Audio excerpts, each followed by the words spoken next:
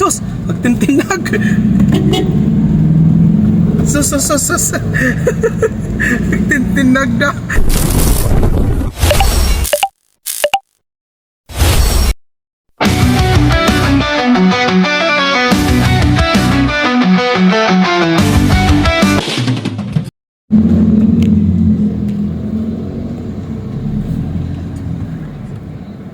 Saksak na.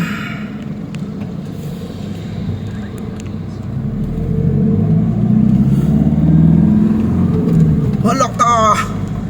Lo! Sus! Sus! Magtintinag! Sus! Magtintinag na! Ay!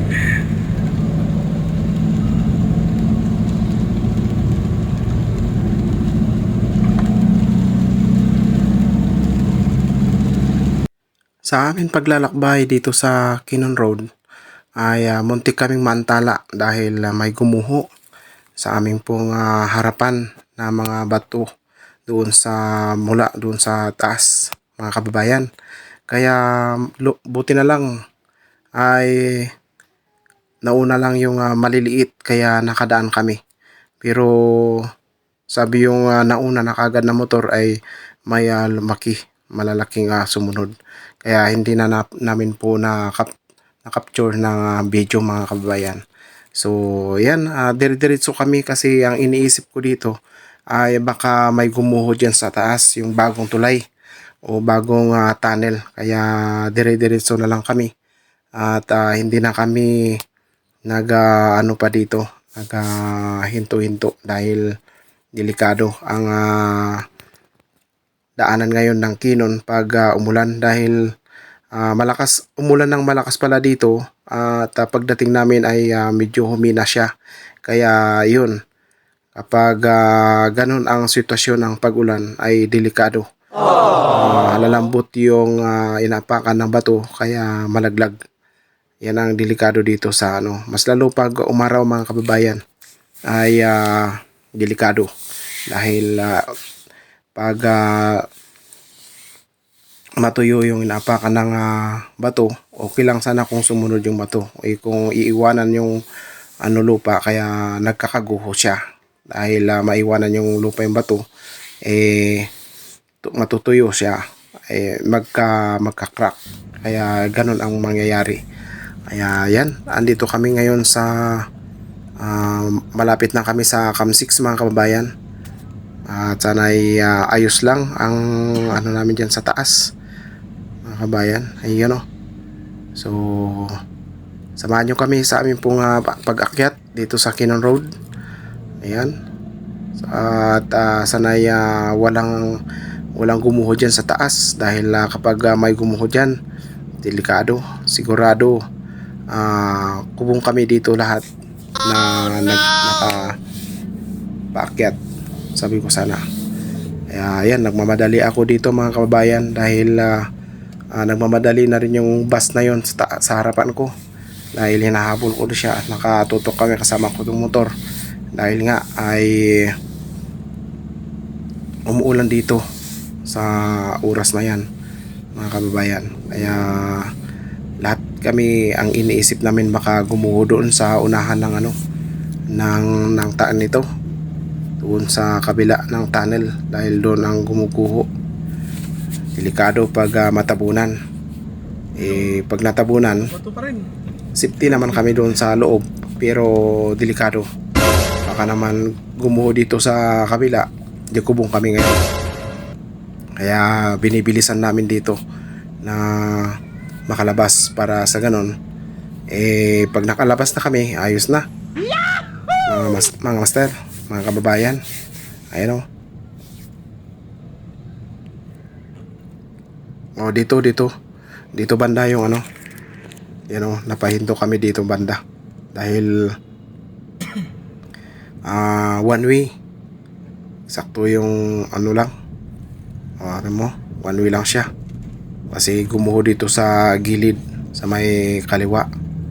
Yan, alright, nakalusot na kami, mga kababayan. At sana ayos na hanggang Baguio kami. At maraming salamat sa mga sumama sa aming biyahe, sa mga sumilip at nanonood sa bawat aming pong upload. Maraming salamat sa inyo, sa mga new subscriber namin mga kababayan. Maraming salamat sa inyo sa suporta nyo sa akin dito sa Uncle Peter Official. So akala ko'y patuloy na yung strike ko sa aking pong YouTube channel. So maraming salamat mga kababayan.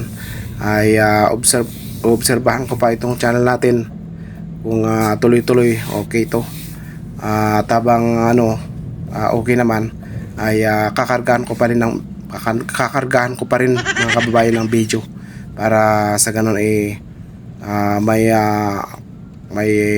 mapapanood pa rin yung mga sumisilip sa ating pong channel dahil nice. Mayroon pa naman ang na gagawi dito sa aking pong channel at naway lahat kayo ay magawi sa aking pong channel na manood. Ayan, hindi naman kayo magagawing madisgrasya dito kundi manonood mga kabayan. So alright, samahan nyo ako dito mga kabayan na umakyat dito sa Kinon Road.